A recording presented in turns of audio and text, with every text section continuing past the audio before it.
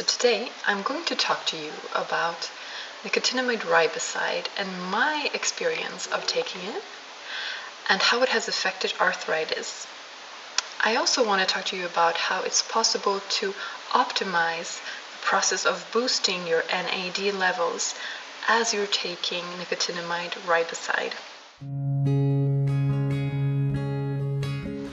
So a quick background.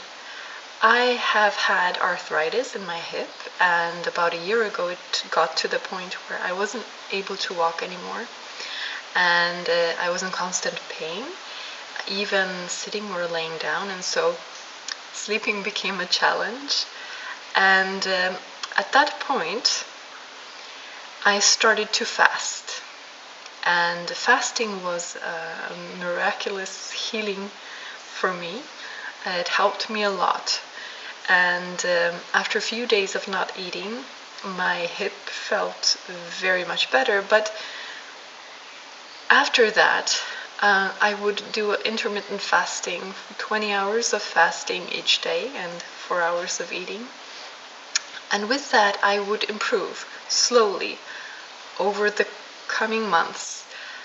But it never really became totally cured. I was still in pain, but doing a lot better, able to walk again and do a lot of things, even dance. So I started to look for alternative methods, and I came across the information theory of aging as I think presented by David Sinclair, although it is based on a lot of research before him as well. So what is this information theory of aging? Well, it appears that actually even now they're doing amazing experiments on it, and maybe soon we will be able to, just with a virus or a shot, every couple of years reset our aging, or even focus in on particular organs and restore the function in these organs. Apparently this is already being done in mice, but not in humans yet. However, when you learn more about how the information theory of aging works, you can start to use parts of it and implement those parts in your life and still get some pretty amazing effects, even though you might not get the ones they're getting with the mice quite yet. So we have these proteins, enzymes called sirtuins, and they seem to be responsible for the aging processes. They silence the information, the genes, that when express things that are related to aging, like inflammation, for instance.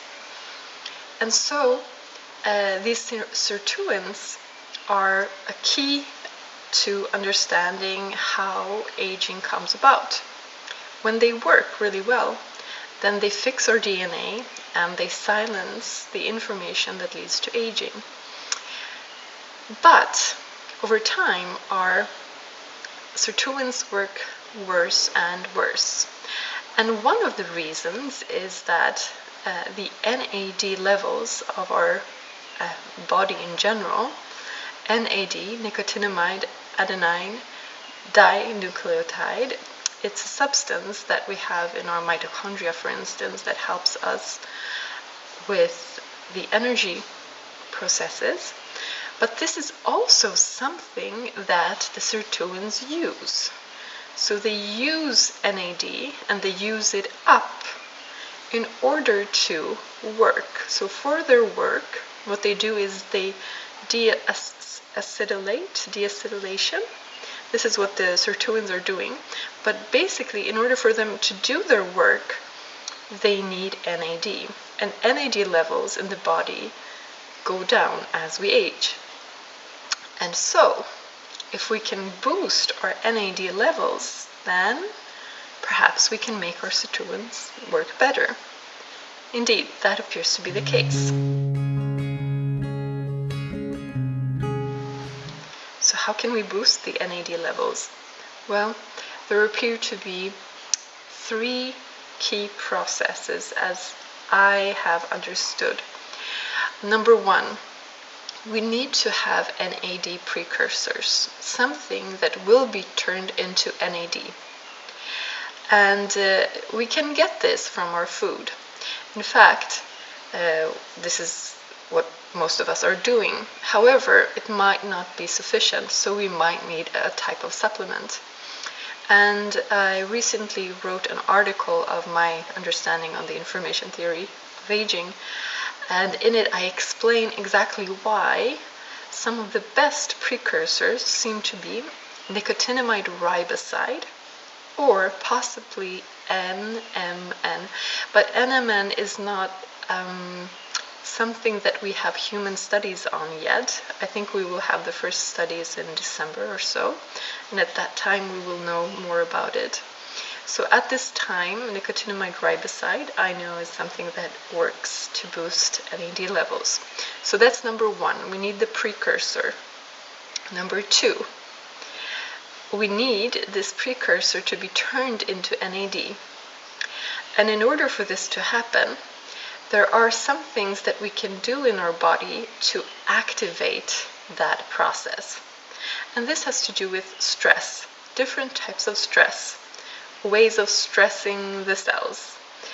And that will boost the enzymes that make this conversion possible.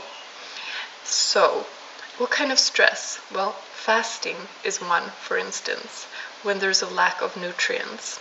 Another type of stress is hot or cold, exposing ourselves to heat or cold. Another one is exercise, especially intense forms of exercise. Doesn't have to be for very long. So stress, that's number two. We need some kind of stress in order to boost that conversion. But then there's a third part. In order for that NAD to work properly, and in order for the sirtuins to become activated, there are some substances that we can take that will help that. So these substances will sometimes actually also help in the production of more NAD. And these are resveratrol, quercetin, and pterostilbene, fisetin. These often work synergetically and work better together. You can find these substances in food, like in the skin of grapes, or you can find them in blueberries. You can find a lot of quercetin in capers, for instance. But very often it's such minute amounts that they might not be sufficient, and so you might need these as a supplement as well. So these are the three parts that I have found to be important when it comes to boosting your NAD levels and making sure that the sirtuins work. So it's one, taking a precursor, preferably nicotinamide riboside or NMN. Two, doing some kind of, exposing yourself to some kind of stress, not mental stress. This would be not something that you would like to increase. Instead, you want heat, cold, fasting, and exercise. And then, and not eating too much, not overeating, that's important. And then also taking some substances like resveratrol, quercetin, and pterostilbene in order to boost this whole process and activate the sirtuins. So how has this worked for me? Okay, so in my story, I started out fasting, and that fasting, as we already talked about, that actually does boost the NAD levels. However, in my case, it wasn't sufficient in the sense that in 6 months I wasn't free of arthritis. I was doing so much better. I was able to walk again, but there was still pain when I was walking. So what I did when I learned about this, the only thing that I was able to get hold of at that time at the time was another precursor to NAD. This is not the best one by far. Nicotinamide, not nicotinamide riboside, just nicotinamide. The problem with nicotinamide, as you can read in my article, I'll link to it, is that it seems to be a sirtuin inhibitor, actually.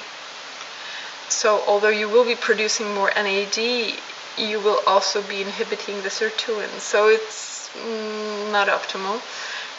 And also it seems to lead to greater methyl donor depletion in the body, which is also not a good thing. So, however, that was the only thing I had access to. So I did use it for a month together with resveratrol.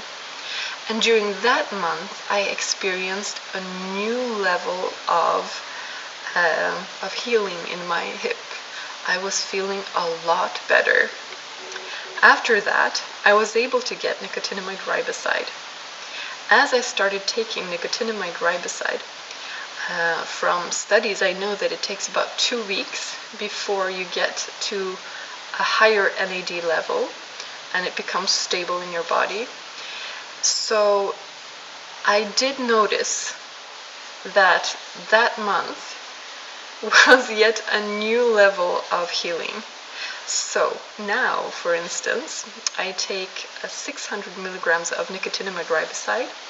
I take only 250 milligrams of resveratrol, and I take a powder made out of grape skins, and another one made out of rose hips, the fruit of rose. So my dad makes these, and I just use the powders. Apart from being able to feel a lot better in my hip, so positive effects when it comes to arthritis, I have also been able to feel that my energy levels are even more stable, and mentally and emotionally I feel better, just more positive. Even when things are not going well, I tend to automatically feel positive about what's going to happen, and I don't have fear or depression coming up by itself. Instead, if I don't do anything, I just tend to feel better automatically by myself. So physically, energetically, and mentally, I've been feeling better.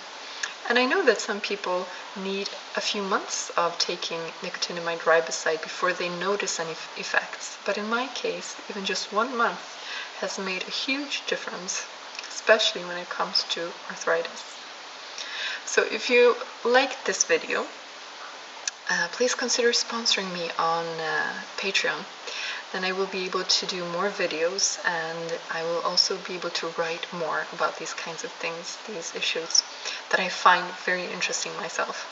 These are the things that make a huge difference for me in my life, and that's why I want to share them, so that others can experience the types of benefits that I've had from some of these things. So thank you, and I'll see you in the next video. Bye.